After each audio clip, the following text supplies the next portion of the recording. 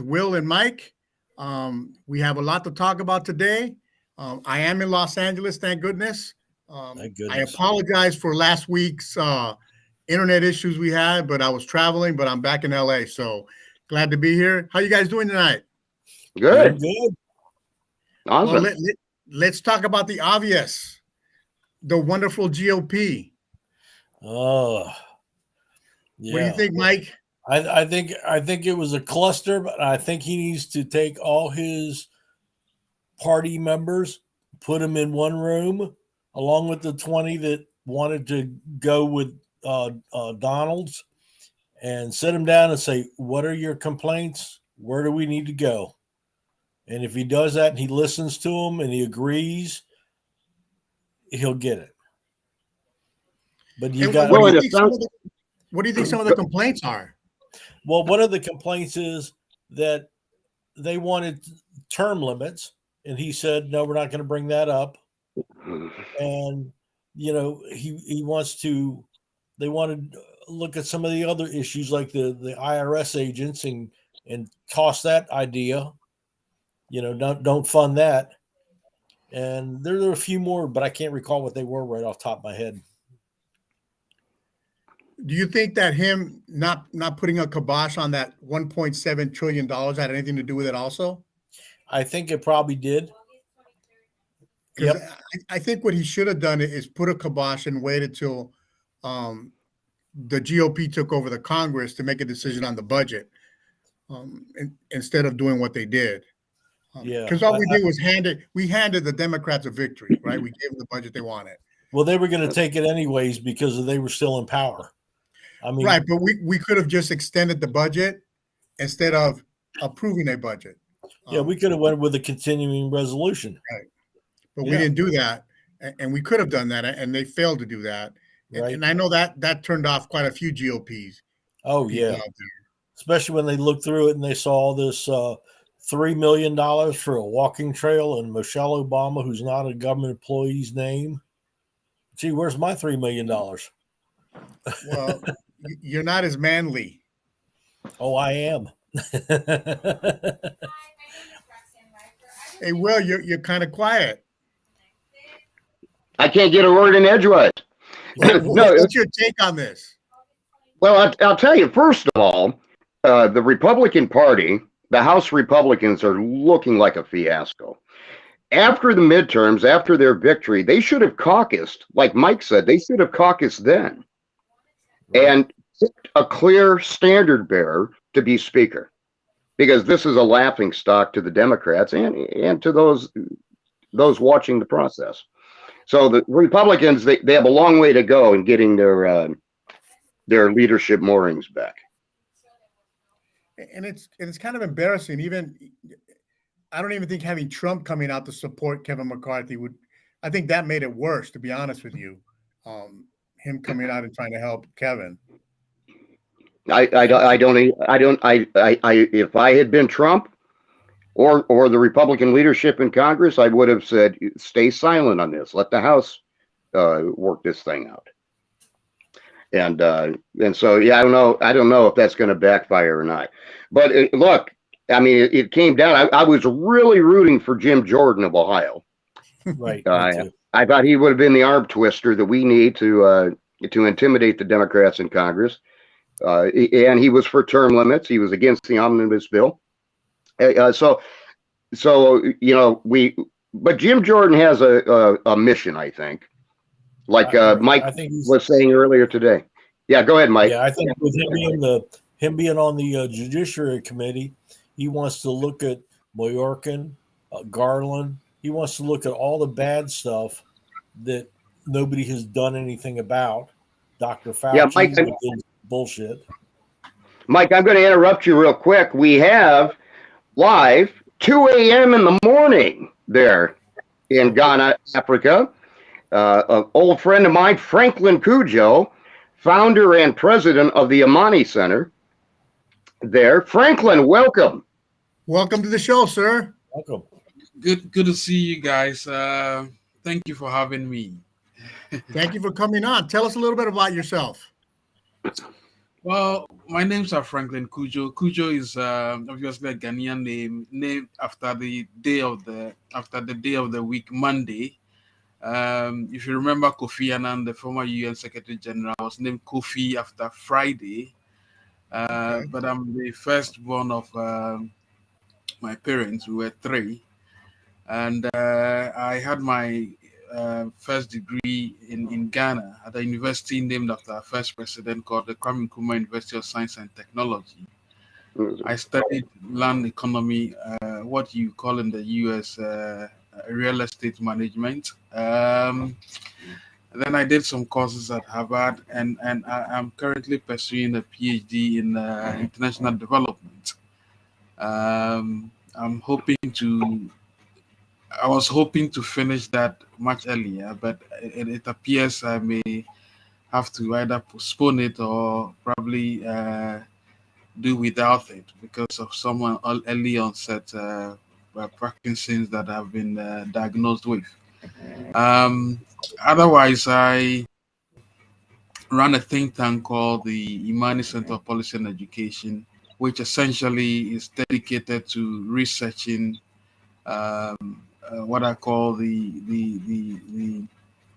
researching the um, probably doing what I call the cost benefit analysis on all government programs, projects, and policies with a Okay. view to ensuring that the best ideas and the best decisions are made for the Ghanaian people.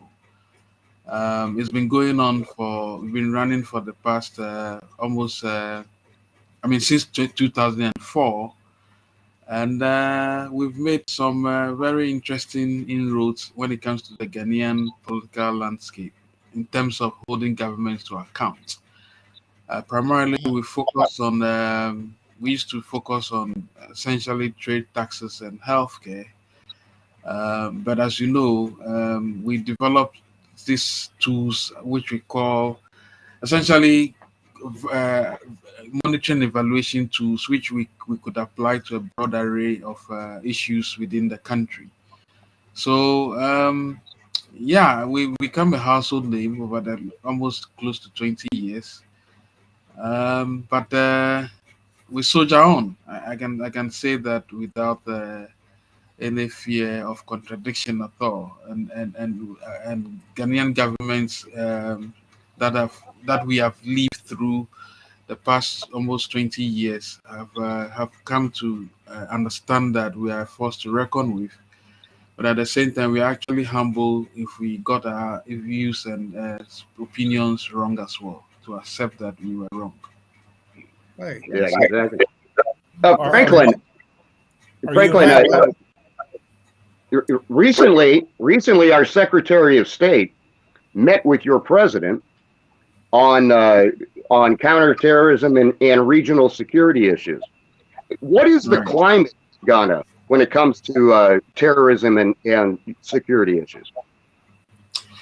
Well, Ghana is like an oasis, really. If you take the whole West Africa region into perspective, if you take it into consideration, there are a number of coup d'etats that have occurred within. In fact, West Africa is notorious, really, for staging coups, and which is not a badge of honor we should be gleefully sharing. But Yeah. the northern part of Ghana, the countries that border Ghana, Burkina Faso, Mali, Guinea, all these countries have become hotbeds for a lot of terror activities. Never mind that the internal issues, security issues within these countries themselves have become quite compromised. And so, if you add the terror activities that we are witnessing across the Sahelian, it becomes very scary. What it means is that when our president met the Secretary of State for the states for the U.S., because Burkina Faso is our neighbor to the northern border, and to know that terrorists are controlling almost 60% of Burkina Faso, It is quite scary, and I think that our president, even though diplomatically, I don't know. I mean, I have my own, understanding of why that tape came out, but I don't think it was meant to come out. But our president was quite clearly mortified, in fact, scared that if the activities of what became known as the Wagner Group, the Russian mercenaries, were not contained, then somehow it was going to spill over to Ghana. But of course, the mercenaries, Burkina Faso can say that the mercenaries were doing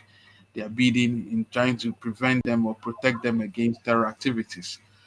So Ghana specifically has not experienced any of these terror activities, but we have been told, in fact, I've been reliably informed. One of my board members, who happens to be an advisor to the president on security matters, who has told us that some of these groups, terror groups, in fact, some of their leadership find it comfortable to come to Ghana, and they are not willing to destabilize Ghana, but they use Ghana as a launch pad. I don't know whether that makes sense, but it appears as if these terror groups find solace in the country, from where they can launch their attacks, then while it could be said that you may be aiding and abetting their crimes, if you flip Right. the coin, it also does mean that, well, they may not attack you. As I say, I'm not too clear, probably too comfortable with that. But as far as it goes, when it comes to terror activities, Ghana is yet to experience major terror activity, but our neighbors quite clearly have been affected. Do you Right. have like Boko Haram out there? Are they in your area? Boko Haram operates in northern Nigeria, and In northern, you think that there's just a 45 minutes flight to Nigeria, right? even though our borders are not so close. Boko Haram elements, I would not be surprised if there are a few of them within the country, but I don't think they would have expression, they're the means to express their acts, because our security persons are actually on top of their game. Good But job. it's scary, and it's closing in, and it's really worrying. Yeah, Yeah. I deal with a Franklin. lot of I deal with a lot of the cafe scammers that come out of Oh, Nigeria and Ghana, that come out of the cafes, and right. I kind of play with them every day, and I kind of know their code words to let each other know that they're both scammers. So it's kind of funny, but I can see them how they're doing a lot of the elderly people over here. Well, Franklin, sorry. go ahead. Yes. No, go ahead. I know. I was just saying that that has been a whole industry. I still wonder how people get scammed, because, well, again, a lot more people probably do not know, but it's an enterprise that I think has, somehow, for me, I think it's outliving its usefulness these days, because the modus operandi seems to have been found by most people. But I like the fact that you use the word "play with them," so that they understand that people already know their acts. Yeah. Yeah, I've had a few clients of mine that have been taken for thousands of dollars, 95,000 on down, and No, and it's just lonely people that are widowed or something along those lines, and they're looking for love. I call right. it romance scams. Mhm. Yeah, that too happens. Yeah. Franklin, Have you? I had the opportunity earlier today to speak with your embassy here in the United States, and a member of Her Excellency Halima Muhammad, your ambassador here, Right. and I don't think a lot of Americans know this, but Ghana in the United States has a very healthy, workable relationship when it comes to being allies. Would do. Oh yes, we do. We do. In fact, we do. as I said, Ghana is seen as this oasis in the midst of what I call confusion within West Africa in terms of governance and in terms of the politics and the economies of West Africa. And so Ghana is seen, obviously, because it's a peaceful nation. Um, I mean, we pride ourselves as a country that many look up to. And I think strategically, it is also important that the West, especially the United States, finds it necessary to make sure that Ghana does not implode.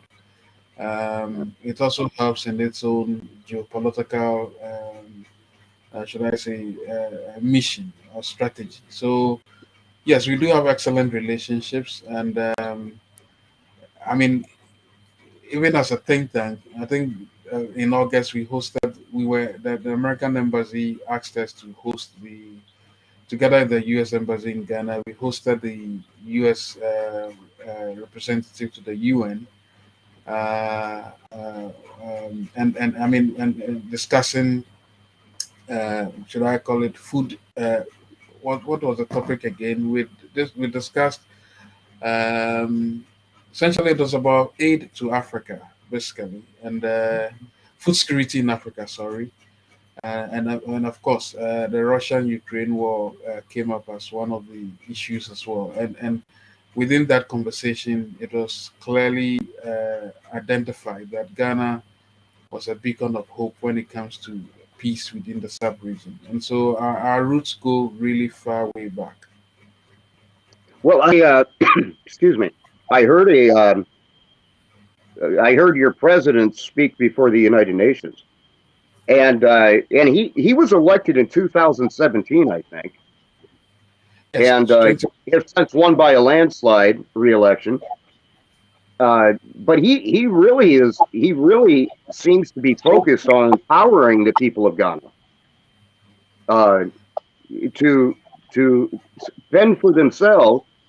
I heard one statement. He said, "Stop begging the West," and and he seems very strong to me. What is your view? Well, to be fair, the president was on solid grounds when he suggested that Ghana can go beyond aid. In fact, the mantra is that Ghana beyond aid. That was what characterized his administration when he came into office, and that we could do well without necessarily begging for arms. Um, what many people do not know, though, is that Ghana, actually, if you look at our budget, successive budgets, international aid may constitute less than 5 to 10%. So, excuse me, we were already on the path to being wean of aid. Um, but that's not to say that we still do not have any form of aid at all. In fact, as we speak, multilateral and bilateral aid still constitute, there are significant features within our international cooperation agreement. But I take the lesson, and I think it is the president, as I said, was on solid grounds when he suggested that Africa should stop begging, that we can go beyond it. The antithesis to that, though, is that as we speak, we are in an economic meltdown, unfortunately, largely supervised by his administration. Even though Russia-Ukraine war and COVID must have played about 30% role in that regard. And as we speak, he's reaching out to the rest of the world in order to come to the aid of Ghana. But the fundamental point is that yes, it is fascinating to hear our president say that we can do without aid, aid which essentially is not, should I call it, conditional aid, um, but aid which goes to essentially develop a country, and that is private capital. Yeah, your president seems very bold. I was very impressed. Yes, he's quite bold in that regard as well. Well, Franklin, back in 2011, 2012, I was working very hard over here to bring awareness to the Darfur region of the Sudan. as an issue. And you were one of the few people that reached out to me and helped us in that effort. But still, when people look at Africa, I don't think they understand how opposed some regions of Africa are one with the other. And like Northern Africa, Egypt is an African country, but is the gateway to the Middle East, which creates a whole new dynamic. And Western Africa, South Africa. So people, I don't think, are educated enough, really, on how vital Africa is to the United States, foreign policy wise, but also the challenges that you have daily in your continent and in your countries.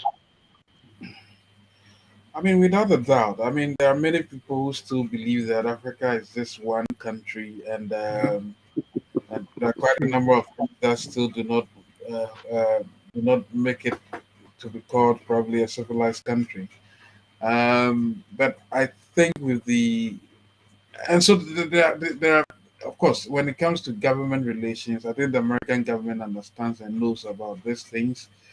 But the people to people relationships, as in knowing exactly what occurs on the continent, it's a mixed bag, really. There are still people who believe that there are countries that obviously, and I don't blame them really. It's also because of the nature of governance within these countries, which make it to the international waters and news headlines. But there's a lot changing on the continent. Yes, Sudan, unfortunately, is still. I mean, South Sudan, Sudan itself is unfortunately still mad in chaos as we speak. They still do not have a functional government. But even South Sudan, which became more or less the latest independent country, we don't hear of it. We don't hear of so much.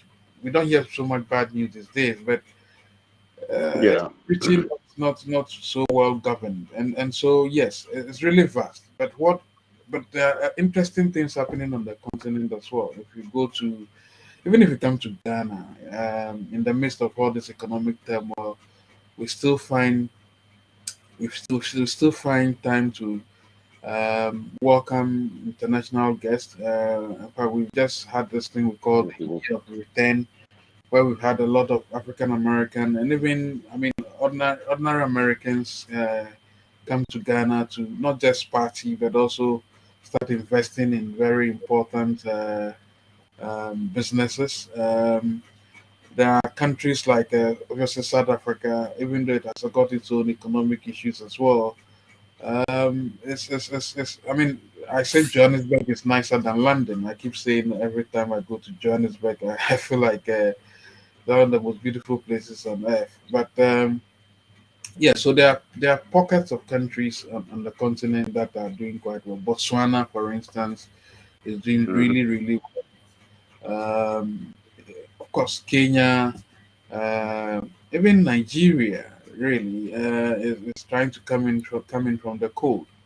But the things that weigh us down are essentially our own government. Unfortunately, I have to emphasize that because every now and then, whereas ordinary Africans are making the effort, their governments unfortunately are letting them down, and it's one of the things we want to dedicate 2023 to unshackle these unnecessary maladministration, which tends to weigh everybody else down. Yeah. Franklin, when you look at the challenges facing your country and the neighboring countries in your region, would you say economic challenges are at the forefront? And how does that correlate with the security challenges that you have? You know, poverty. If you were president, in other words, if you were president of Ghana, which someday you may well be, but if you were president of Ghana, Franklin, what would you prioritize is the leading challenge for your country and neighboring countries around you? You know, inequality and poverty are Yeah. obviously the root causes of all these, should I call them, sources of discord and indeed conflict that we see. I mean, Boko Haram and the rest are exploiting people who they believe have not been well served by their government. You know, Yeah. it's the only reason why they thrive. It's the only reason why evil thrives. When people believe that governments are misspending their revenues and creating edifices, establishing edifices that do not make sense, or engaging in all manner of activities which essentially siphon money away. I'm sure you've heard this over and over again. It defeats the whole idea of um, equal access to the national cake. And so, Yeah. consistently, what you see and what you find in some of these countries is the level of want has has actually shown outweighed that, should I call it, the commonsensical approach to governance. And so it is very easy for miscreants to take advantage of these kinds of issues. So for me, the number one thing I think that ought to be done, and assuming I was president, would be far removed from myself from sloganeering my way to government, a right focus on what matters, eking out people being able to eke out a living, at least have some basic the rudiments of life, basic education, healthcare, good drinking water, at least good roads, accessible roads. I mean, that's all Africans or Ghanaians are asking for, really. Right. And once you don't see those things, elements, then it becomes really difficult. It becomes really Yeah. difficult. Let me give you a perfect example. I mean, um, we know that in Ghana, for instance, some politicians, I mean, politicians who are paid. I mean, a member of parliament, sorry, a minister's salary, for instance, can feed um, close to 30,000 students in secondary school. Wow. Yes, That's amazing. yes, yeah. That's how much. I mean, if I'm just forgetting how the denomination in, I mean, the value in the U.S. currency, but you see these levels of mismatch, these levels of inequality, and you ask Yeah. yourself that if your allowance alone is even capable of feeding close to 30,000 students in a secondary school, then we have a lot of questions to answer, really. But I can imagine Ghana is even better off. All these countries where there are difficulties, where there are conflicts, is even worse. I can't even recognize Mali any longer. I can't recognize Burkina Faso any longer. It's overshadowed, overtaken by rebel activity, Yeah. partly due to the level of poverty and inequality. Is the golden Ghana, is that being taken by a lot of the rebels as well? Well, it's one of the things we fear already. Even our gold, it's being mined. We have something called the small scale mining. Is actually has been overtaken by a number of persons who, some are local actors, others are also from neighboring countries. So that can be funding the rebels, I guess. Yes, that could also be funding the rebel activity. If I when our president met the Secretary of State, one of the things he mentioned was the Wagner Group had access to mine in Burkina Faso, which is supposed to be paying them for their activities. So you can imagine rebels benefiting, profiteering from mining Right. activities as well. It's one of the things we fear will happen here as well. Yeah. Hey, Okay. Franklin, I have a question for you. As you know, the United States is trying to do away with gas operated vehicles, and there's a lot of lithium mines in Ghana, right? Mm. Yes, we had that there's been some significant finds of lithium. Right. Um, yeah. Now, are you guys, is the country allowing people like from America to come in and exploit those mines? Or is the government trying to control the mines, the lithium Good mines? question. Good question.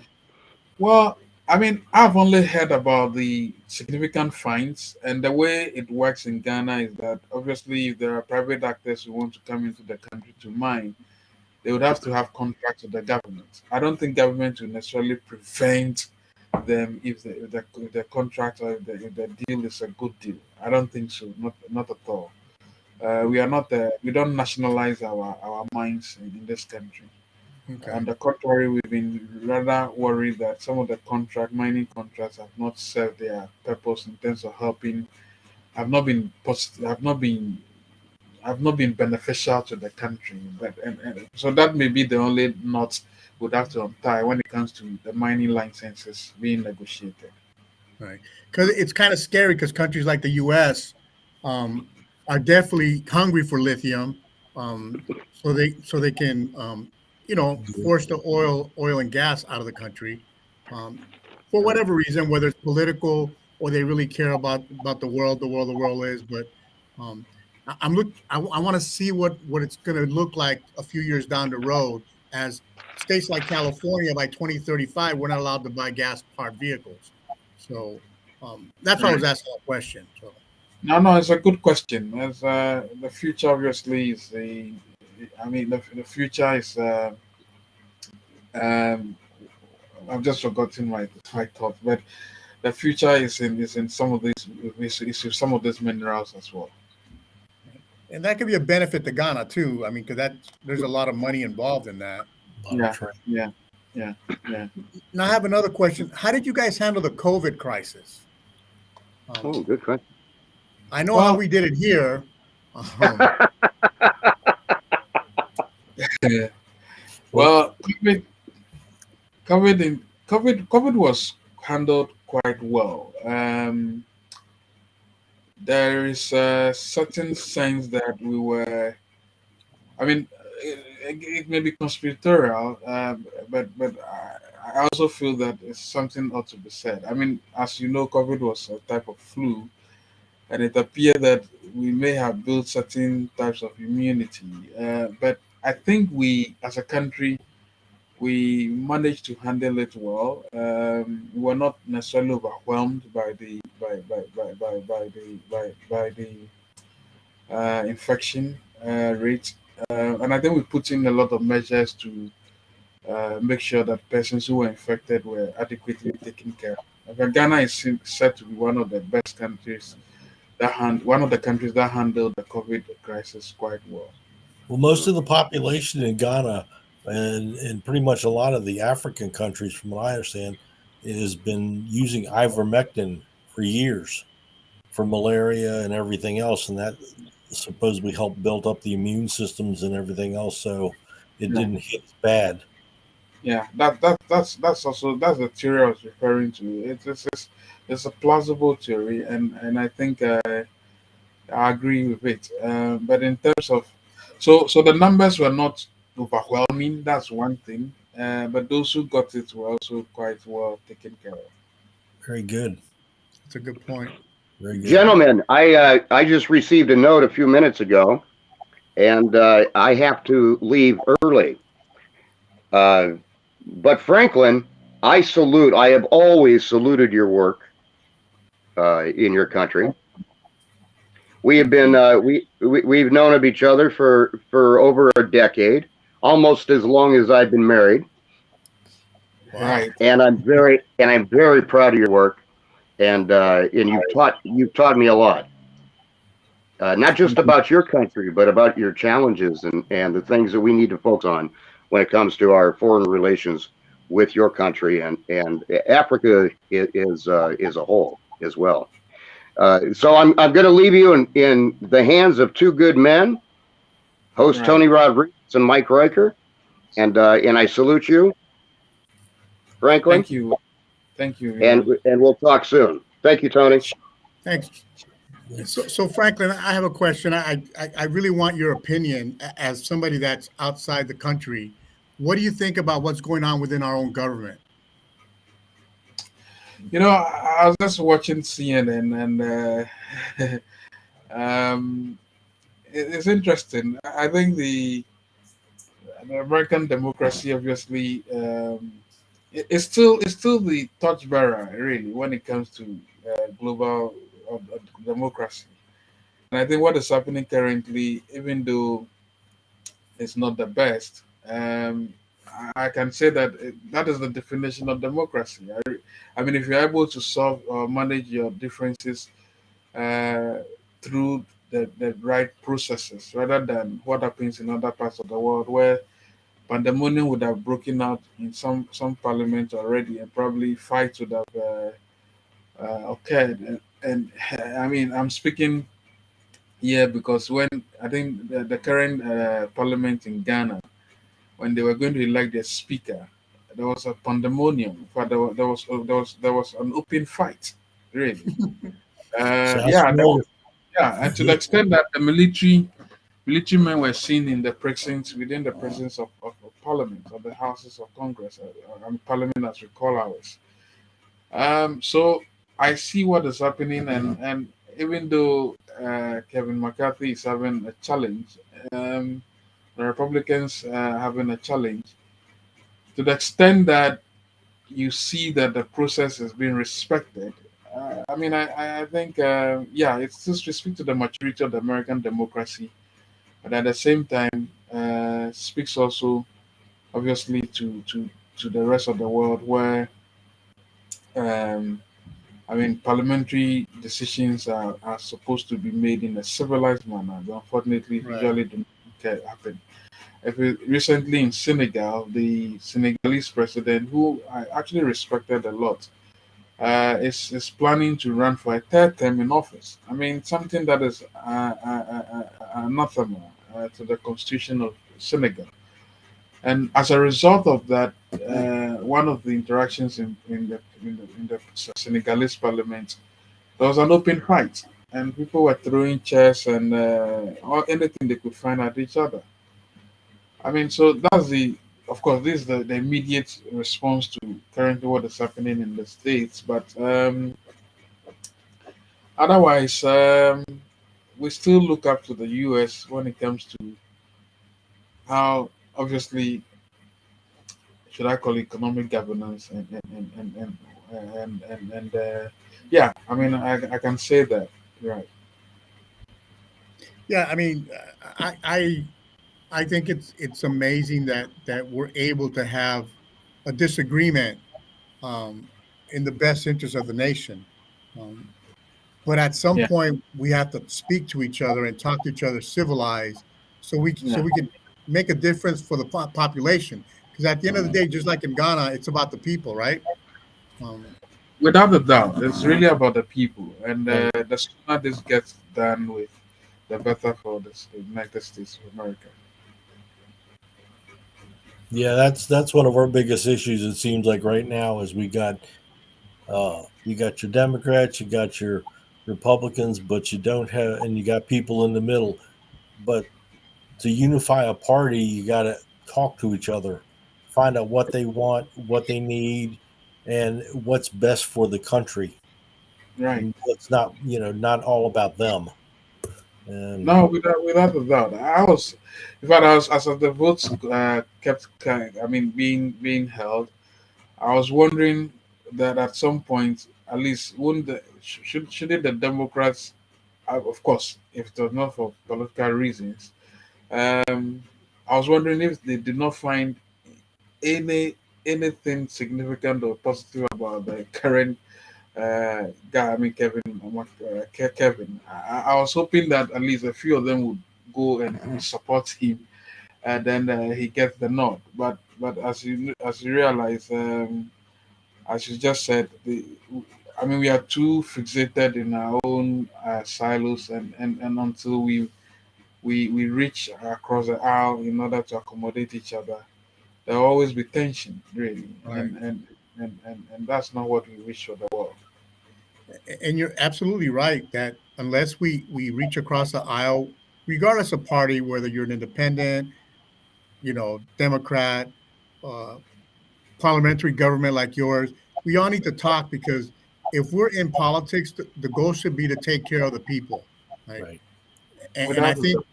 I think they forget that once they get elected, that okay, they elected me, but now it's all about me, and I want to make some money, and I Right. want to take care of me and my family, and that's a worldwide issue. That's just not in the United States. That's Yeah, everywhere we can go. no, it's true. True. I mean, we have our own battles here as well. I mean, some people, especially parliamentarians, um, I mean, somehow some do not see that when there's an issue that borders on the which is in the interest of the nation, partisan positions really do not help. Or holding on to partisan positions usually derail the development of the country entirely, and I don't think it's the right thing to do. Which is why some of us always believe that we need to play the role of I mean, more or less for lack of a better term, watchdogs, assessing the effectiveness of these institutions to deliver development and deliver good governance. Right. Does your parliament have like term limits on their members? Um, no, not term limits. I mean, as you keep winning the elections and if your constituents return you to parliament, you can be there till the kingdom come, really. Mm. But of course, I mean, the executive has a term limit of 2 terms, 4 year, uh, 4 year each, and 4 years each.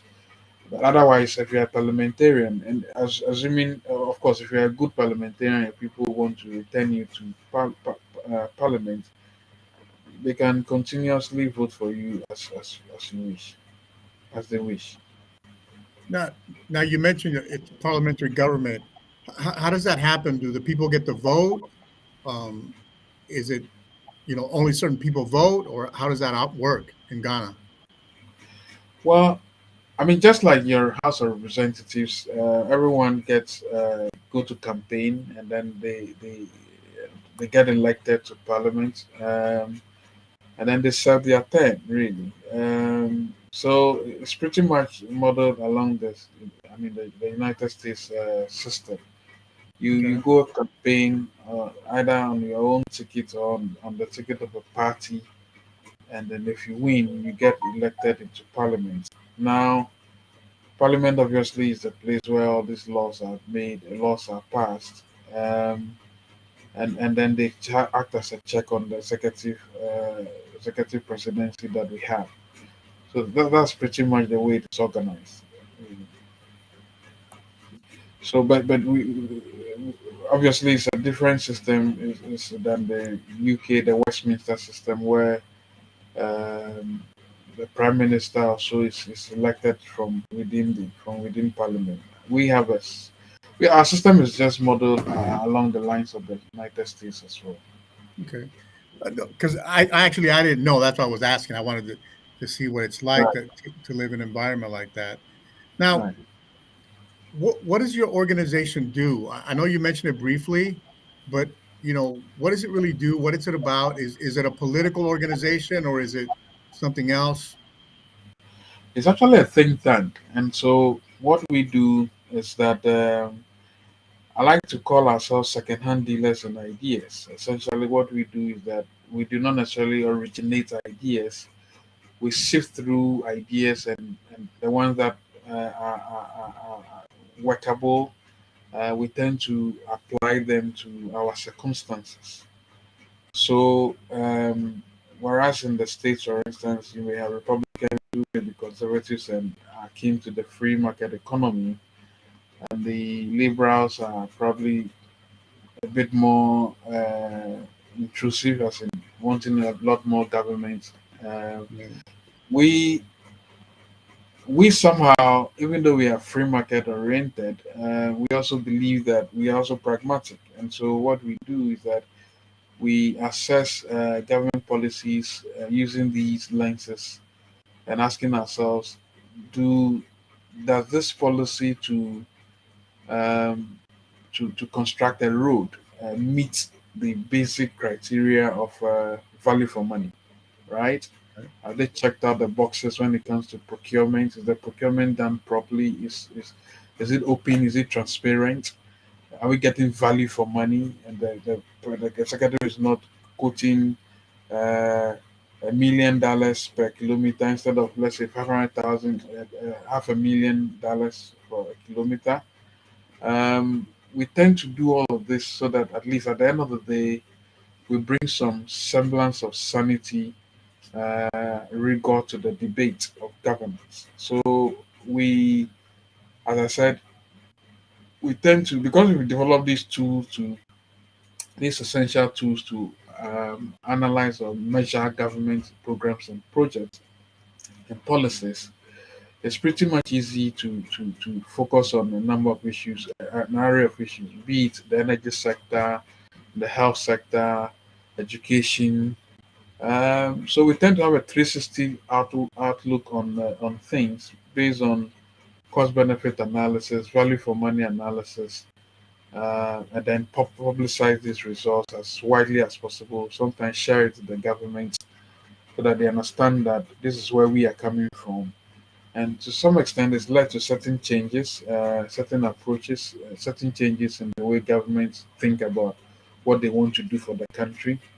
One of our famous projects used to be what we call the manifesto analysis, where we tend to analyze or quantify the promises made by politicians on the campaign trail or even through their manifestos, and then tell the public that, look, this promise made by this candidate or this party is unquantifiable because there's no costing to it, and there's even no alternatives.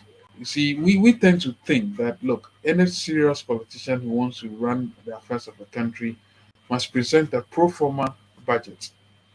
A pro forma budget, obviously, meaning that, of course, just don't tell us the cost of the individual items you want to promote or you want to undertake, but give us the best alternative as well. Assuming you are, and then show us where you are going to get the resources from and how you are going to apply those resources as well. So, in a nutshell, we tend to operate in these very interesting, if you like, bubble. Where we believe that we can have our politicians do greater good if they understand the rudiments of cost benefits, sorry, value for money, Right. uh, and all of those. Yeah. And I like that, especially when it comes to the part you talked about politicians making promises. Um, you're an individual source telling people, well, yeah, he might be saying that, but he can't really do that. Um, and Right. that's knowledge that the voters need to have. I wish we had that here. We really don't. I mean, we don't have it here, do we, Mike? No, I mean, our politicians will throw out an idea, but they've got no plan on how to get to that idea. Right. Right. And that's what we Right. got. I mean, Now, sorry, Tony. no, go ahead, Franklin. I mean, it's become a bane in development, especially in this part of our world as well, where, as I used the word sloganeering not long ago, politicians just believe in slogans. Unfortunately, the challenge here is that the level of education is not as high as well. And so people, especially in the hinterlands, the countryside, do not follow politicians, which is why we have taken it upon ourselves to ensure that we at least do our bit to encourage and have a lot more Ghanaians understand this person. I think we managed in 2016 when we had this election, when we truly zeroed in on all these major policies,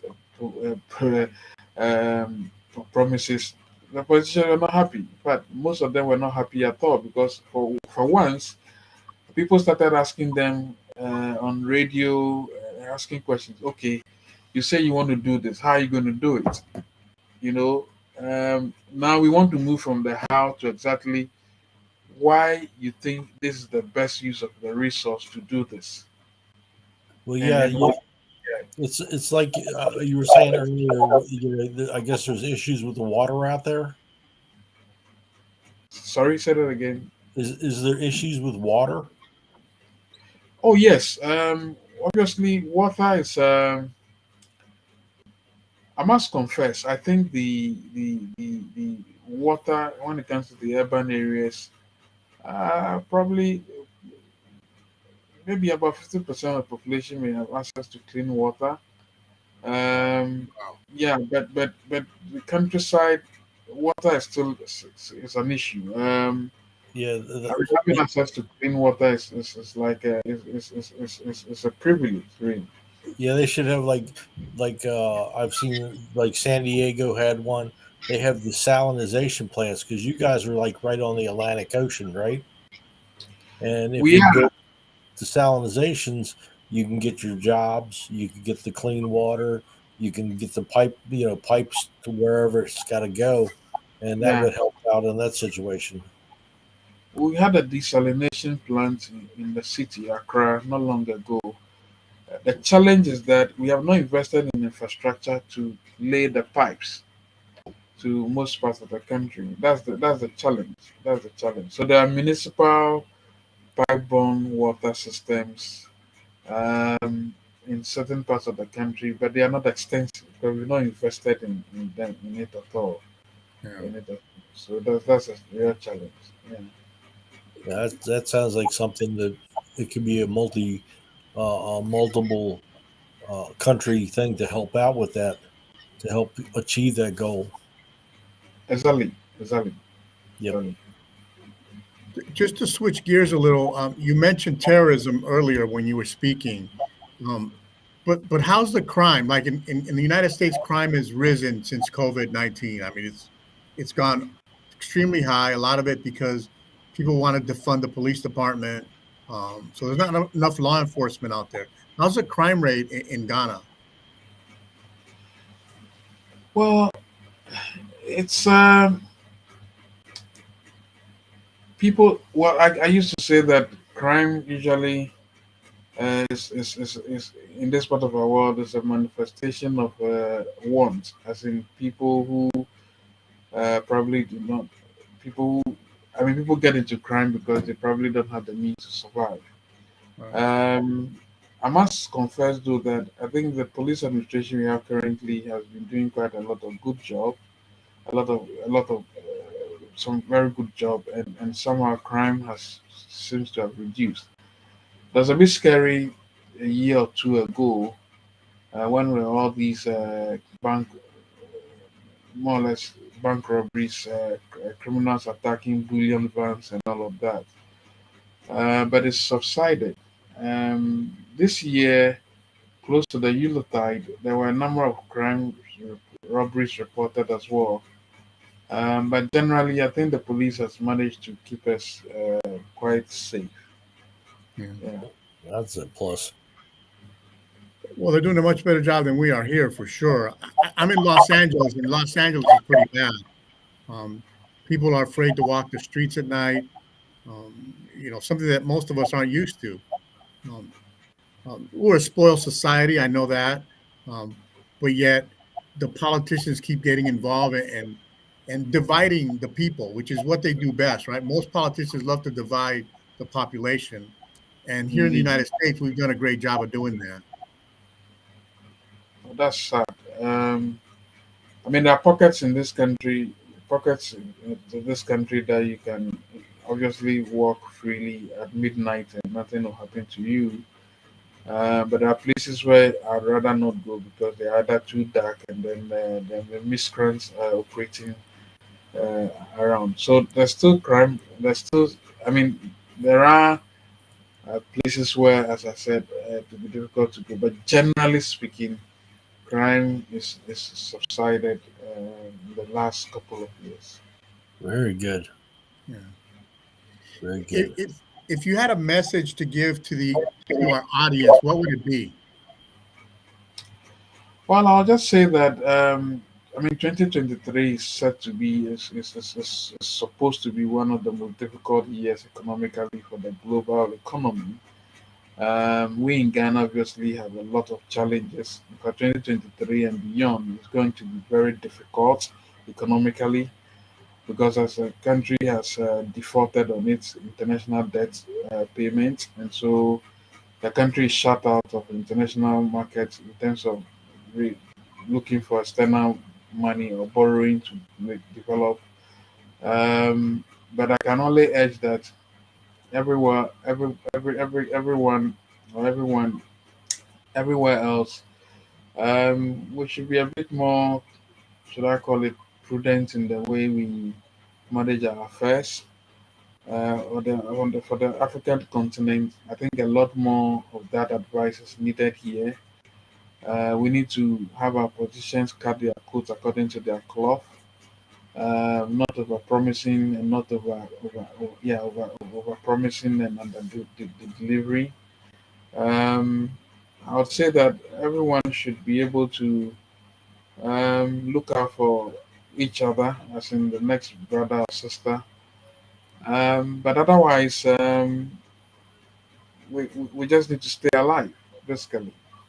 Yeah, Yeah. It's it would be amazing if everyone in the United States can meet people like you and people from other countries to get a different perspective about the world and your wants and desires. Um, and it's funny, they probably don't realize that we all want the same thing, right? We all want to have take care of our families, take care of ourselves, sure, live a happy life, feed our family, basic necessities. It's not sure. about being a millionaire and ruling the world. It's about taking care of each other. And I think Yeah, sometimes we lose touch with that, because we get caught up on whatever CNN says or Fox News says or social media is saying. We just get caught up and we don't really think about what's truly important, which is family, which is the most important thing. right. I mean, those are the values. Those are the things that people we were supposed to hold dear. But unfortunately, as you say, we do not see that as quite important. Family, relationships, and I mean, being civil towards one another, really, and then living in peace. Yeah, Yeah.